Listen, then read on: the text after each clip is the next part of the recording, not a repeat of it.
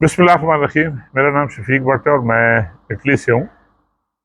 आज मैंने एक ऐसे बंदे का जिक्र करने जा रहा हूँ आपसे, जो ना तो मौलवी है, ना मोटिवेशनल स्पीकर है, और ना ही कोई आलिम दीन है।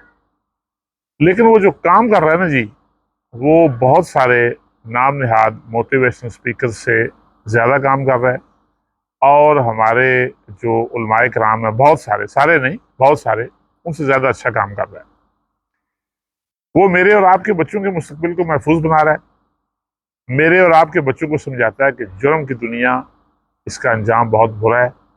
वो मेरे और आपके बच्चों को समझाता है कि आप जेल में जाएंगे तो आपके घर की ख्वातीन, आपकी वालदा, आपकी बहनें, आपकी बेटियां रुल जाएंगी, और उनके साथ वो जुल्म होगा जो आपकी सोच है।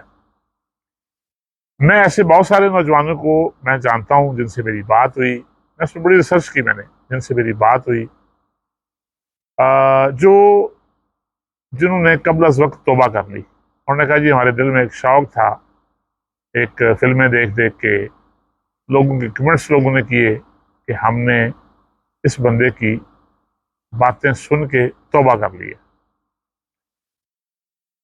हुकूमत पाकिस्तान अगर चाहे, अब जाहिर है काम पर डिपेंड करता है, अगर चाहे तो मैं समझता हूँ कि ये शख्स, इसको बुला के कम से कम एक तमगा देना बनता है, इसलिए कि हमारे बच्चों को, बच्चों के मुस्तकबिल को महफूज बना रहा है।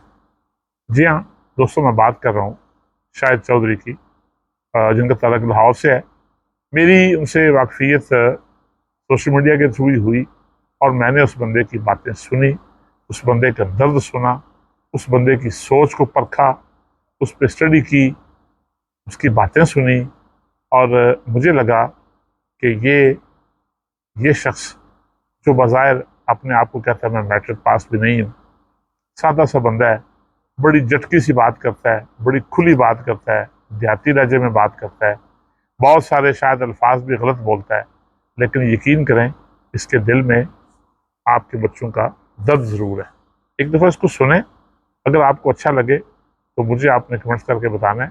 लेकिन मैं फिर अपनी बात पे दोहराऊंगा, बल्कि मैं तीसरी बार कह रहा हूँ, मेरी बात का आप यकीन करें, सुन के, परख के उसको जनाब आप देखें, आपको समझ आ जाएगी कि वो आपके बहुत सारे जो मोटिवेशनल स्पीकर्स हैं, और बहुत सारे जो नाम नहाद उलमा हैं, उनसे वो बेहतर काम कर रहे हैं, बशर्ते कि उसकी बात सुने आप।